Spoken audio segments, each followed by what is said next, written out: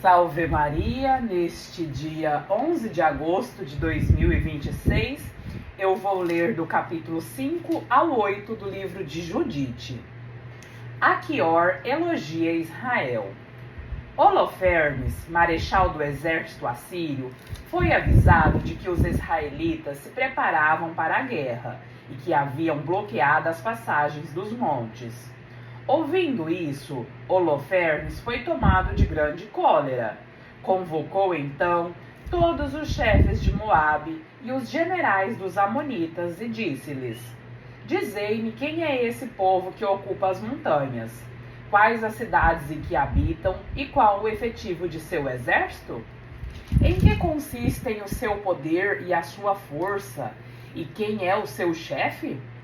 E por que motivo foi ele, o único dentre todos os povos do Oriente, que nos desprezou, recusando-se a sair ao nosso encontro para receber-nos pacificamente? Aquior, chefe dos amonitas, respondeu-lhe: Meu senhor, se te dignas ouvir-me, eu te direi a verdade acerca desse povo que habita nos montes, e nenhuma mentira sairá de minha boca. Esse povo é da raça dos caldeus. Habitaram primeiramente na Mesopotâmia, porque recusavam seguir os deuses de seus pais que estavam na Caldeia. Abandonaram os ritos de seus ancestrais que honravam múltiplas divindades e passaram a adorar o Deus único do céu, o qual lhes ordenou que saíssem daquele país e fossem estabelecer-se na terra de Canaã. Depois disso, sobreveio a toda a terra uma grande fome, e desceram ao Egito, onde, durante 400 anos, multiplicaram-se de tal forma que se tornaram uma multidão inumerável. Oprimidos pelo rei do Egito e obrigados a trabalhar na fabricação de tijolos e de argamassa para a construção de suas cidades, clamaram ao seu senhor, e este feriu toda a terra do Egito com vários flagelos. A praga cessou quando os egípcios os expulsaram de sua terra, mas quiseram retomá-los para sujeitá-los de novo à escravidão. Eles fugiram. O Deus do céu abriu-lhes o mar de tal modo que as águas tornaram-se de cada lado sólidas, como um muro, e eles atravessaram a pé enxuto pelo fundo do mar. Entretanto, vindo em sua perseguição o inumerável exército dos egípcios, foi de tal maneira envolvido pelas águas que não escapou um sequer que pudesse contar à posteridade o acontecimento. Ao sair do Mar Vermelho, ocuparam os desertos do Monte Sinai, onde nunca homem algum pôde habitar, nem um ser humano se fixar. Ali, tornaram as fontes de águas amargas em águas doces e potáveis, e por um espaço de 40 anos receberam um alimento vindo do céu. Por toda a parte onde entraram, sem arco e sem flecha, sem escudos e sem espada, Deus combateu por eles e venceu. Ninguém jamais pôde insultar esse povo, a não ser quando ele se afastou do culto do Senhor seu Deus. Mas sempre que ao lado de seu Deus eles adoravam outro, logo eram entregues à pilhagem, à espada e à vergonha. Em todas as vezes que se arrependiam de ter abandonado o culto do seu Deus, o Deus do céu dava-lhes força para resistir. Finalmente derrotaram os reis cananeus, jebuseus, ferezeus, heteus, heveus, amorreus e todos os valentes de Ezebom, e tomaram posse de suas terras e das suas cidades. Enquanto não pecavam na presença de seu Deus, eram bem-sucedidos, porque o seu Deus odeia a iniquidade. Há alguns anos, com efeito, tendo se desviado do caminho em que Deus lhes tinha ordenado trilhar, foram derrotados nos combates contra várias nações, e muitos dentre eles levados para o cativeiro. Mas converteram-se de novo ao Senhor seu Deus, e depois dessa dispersão, acham-se reunidos desde há pouco.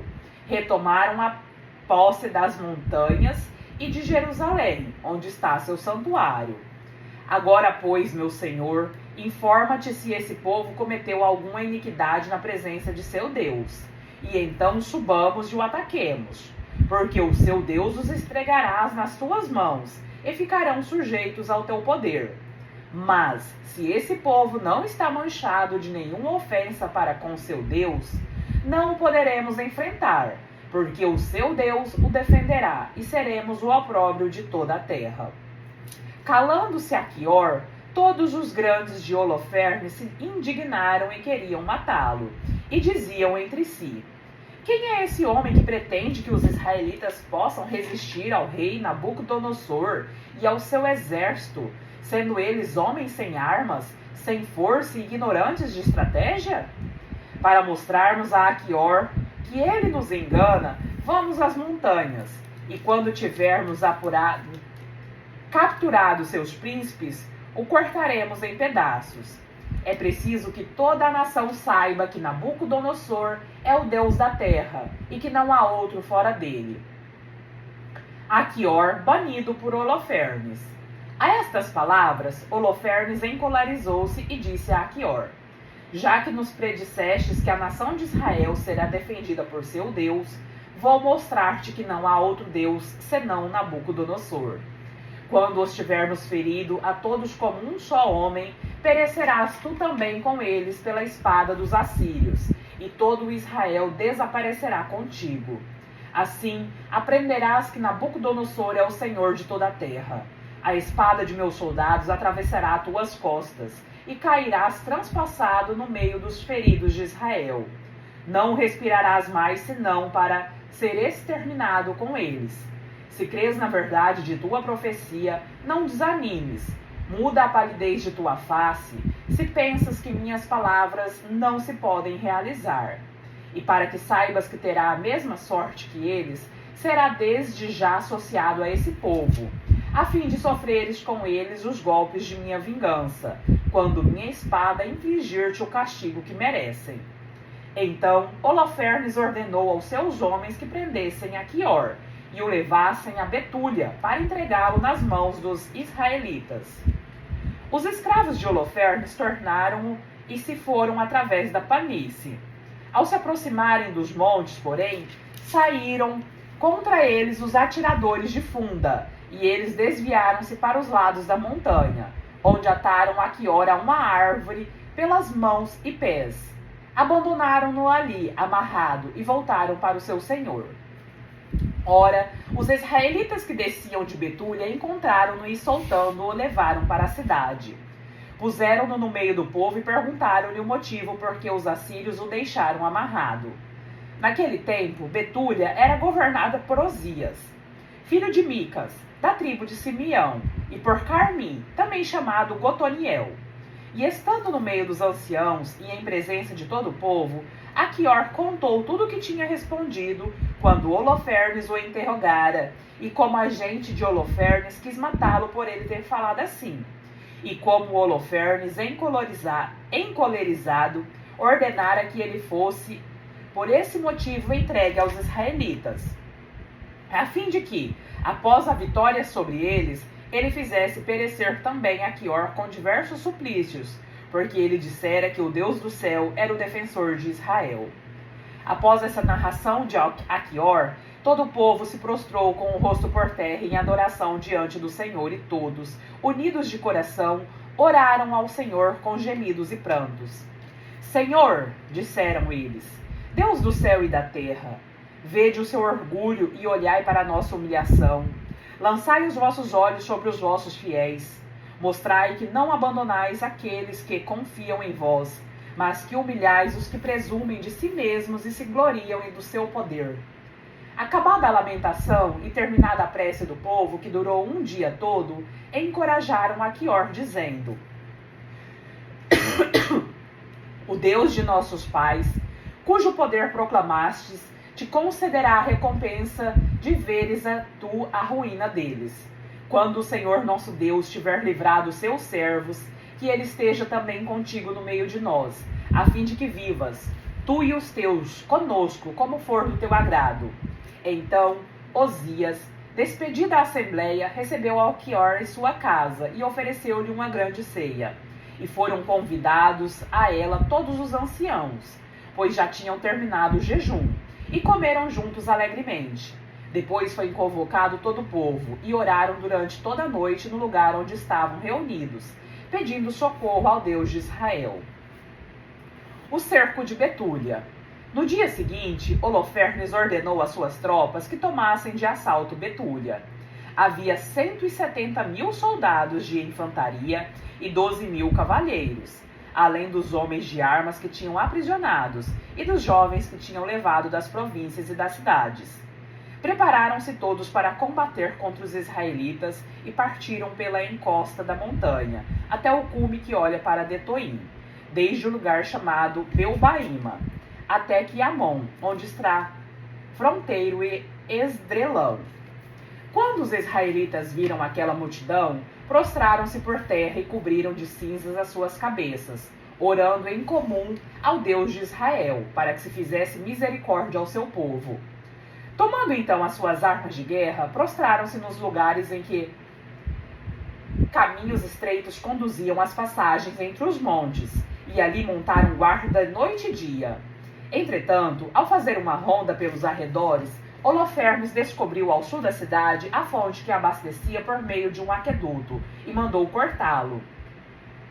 Havia, entretanto, não longe dos muros, algumas fontes aonde iam furtivamente os sitiados buscar água, mais para aliviar um pouco a sede que para beber.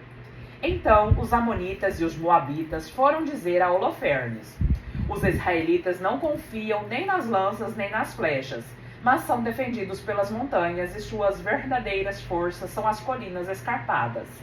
Para que possas vencê-los sem combate, põe guardas a fontes, para não buscarem água ali, e os matareis sem golpes de espada, ou pelo menos esgotados pela sede. Entregarão a cidade, a qual, por estar situada nas montanhas, julgavam inexpurgável. Essa sugestão agradou a Holofernes e aos seus oficiais, e ele mandou que cada fonte fosse vigiada por um contingente de 100 homens. Passados 20 dias de guarda, secaram-se as fontes e os poços de Betúlia, e os habitantes que recebiam cotidianamente a sua medida de água não a tiveram mais, nem sequer para um dia. Então reuniram-se todos os homens, mulheres, jovens e crianças a uma voz, ao redor de Osias, e disseram-lhe: Deus seja juiz para nós e ti, pois, recusando negociar a paz com os auxílios, atraístes a desgraça sobre nós. E por isso entregou-nos Deus nas suas mãos. Também por isso não há quem nos socorra, estando nós aos olhos esgotados pela sede. Agora, pois, reúne todos os que estão na cidade e entreguemo-nos espontaneamente aos homens de Holofernes. É melhor que bendigamos a Deus no cativeiro, vivos, do que morrer vergonhosamente diante de todos os homens, vendo morrer sob os nossos olhos nossas mulheres e nossos filhos. O céu e a terra nos são testemunhas, assim como o Deus de nossos pais, que toma vingança de nossos pecados. Entrega sem demora a cidade ao exército de Holofernes, para que o fio da espada abrevie o nosso fim, retardado pelo ardor da sede. Tendo eles assim falado, levantou-se um grande pranto e gritos lacinantes na assembleia, e a sua voz elevou-se para Deus durante várias horas. Pecamos, diziam eles, nós e nossos pais cometemos a injustiça e a iniquidade. Vós que sois bom, tende piedade de nós. Ou então que vossos castigos tomem vingança de nossa iniquidade, mas não entregueis os que vos invocam a um povo que não vos conhece, para que não se diga entre os pagãos, onde está o seu Deus. Fatigados, enfim, de gritar e de chorar, eles se calaram. Osias levantou-se, então banhado em lágrimas. Coragem, meus irmãos, disse ele. Esperemos ainda 5 dias a misericórdia do Senhor. Talvez se aplaque a sua cólera e dê glória ao seu nome. Entretanto, se depois de 5 dias não nos chegar socorro algum, faremos o que propusestes. Vitória do povo judeu, intervenção de Judite. Ora, tudo isso chegou aos ouvidos de Judite, viúva, filha de Merari, filho de Oz, filho de José, filho de Osiel, filho de Euquias, filho de Ananias, filho de Gedeão, filho de Rafaim, filho de Actobe, filho de Elias, filho de Eucias, filho de Eliabe, filho de Natanael, filho de Salamaiel, filho de Suziradai, filho de Israel. O marido de Judite chamava-se Manassés, e morrera no tempo da colheita da cevada, ferido de insolação quando fiscalizava os ceifadores que ligavam os feixes no campo. Ele morrera em Betúlia, sua cidade, e foi enterrado com seus pais. Judite ficara viúva havia 3 anos e meio. Ela havia feito no andar superior de sua casa um quarto reservado para si, no qual se conservava retirada com suas criadas. Trazia um cilício sobre os rins e jejuava todos os dias, exceto nos sábados, nas luas novas e nas festas do povo israelita. Era extremamente bela e seu marido tinha lhe deixado ouro, prata, numerosos criados e domínios cheios de rebanhos, de bois e de ovelhas. Era muito estimada por todos porque tinha grande temor a Deus. Não havia ninguém que falasse mal a seu respeito. Sabendo, pois, que Osias tinha prometido entregar a cidade dentro de 5 dias, mandou alguém chamar os anciãos, Cabris e Carmis, e estes vieram ter com ela. Quando chegaram, disse-lhes: Como é possível que Osias tenha consentido em entregar a cidade aos assírios dentro de 5 dias, se não nos chegar socorro? Quem sois vós para provocar o Senhor? Não é esse o meio de atrair sua misericórdia, mas antes o de excitar a sua cólera e acender o seu furor. Vós impusestes ao Senhor um prazo para exercer a sua misericórdia, e fixastes um dia ao vosso arbítrio. Mas o Senhor é paciente. Façamos, pois, penitência por isso e peçamos-lhe perdão com lágrimas nos olhos, pois Deus não ameaça como os homens, e não se deixa arrasar como eles a violência da cólera. Humilhemo-nos diante dele e prestemo-lhes nosso culto, com espírito de humildade. Roguemos ao Senhor com lágrimas que nos conceda a sua misericórdia, como lhe aprouver, para que assim como se perturbou o nosso coração com o orgulho de nossos inimigos, do mesmo modo encontremos glória em nossa humilhação. Nós não imitamos os pecados de nossos pais, abandonando Deus para adorar divindades estranhas. Por esse crime foram entregues à espada, à pilhagem e ao desprezo de seus inimigos. Nós, porém, não admitimos outro Deus fora dele. Esperamos com humildade a nossa consolação, e ele vingará o nosso sangue dos males que nos causam, nossos inimigos. Ele humilhará toda a nação que se levantar contra nós. O Senhor, nosso Deus, as cobrirá de vergonha. Agora, meus irmãos, já que sois os anciãos do povo de Deus, e que sua vida depende de vós, reanimai os seus corações com vossas palavras, para que eles se lembrem de que nossos pais foram tentados, a fim de que se verificasse se eles serviam verdadeiramente ao seu Deus. Que eles se lembrem de como nosso pai Abraão foi provado, e de como passou por múltiplas tribulações para se tornar o amigo de Deus. Que também se lembrem a quantas provas Isaque foi submetido, e a tudo o que aconteceu a Jacó, na Mesopotâmia da Síria, quando apacentava os rebanhos de Labão, irmão de sua mãe. Todos aqueles que agradaram a Deus permaneceram fiéis, apesar das muitas tribulações. Aqueles, porém, que não aceitaram as provações no temor ao Senhor e se impacientaram, murmurando contra ele, foram feridos pelo exterminador e pereceram pelas serpentes. Por isso, não nos irritemos por causa do que sofremos. Consideremos que esses tormentos são menos graves que nossos pecados, e que esses flagelos com que o Senhor nos castiga como escravos foram nos mandados para a nossa emenda e não para a nossa perdição. Osias e os anciãos responderam-lhe: Tudo o que dissestes é verdade, nada há repreensível nas suas palavras. Roga, pois, a Deus por nós, porque és uma mulher santa e piedosa. Judite respondeu-lhes: Se reconheceis que eu vos disse, vem de Deus, examinai se vem igualmente dele o que eu resolvi fazer, e orai para que Deus me ajude a realizar o meu desígnio. Ficai esta noite à porta, e eu sairei com a minha criada. Orai então para que, com vós o dissestes, o Senhor olhe para o seu povo de Israel dentro de 5 dias. Mas não quero que procureis saber o que vou fazer, Enquanto eu não voltar para vos avisar, não faça outra coisa que rogar por mim ao Senhor nosso Deus. Osias, o príncipe de Judá, respondeu-lhe: Vai em paz, e que o Senhor te ajude a tomar vingança de nossos inimigos. E retiraram-se. Palavra do Senhor, graças a Deus.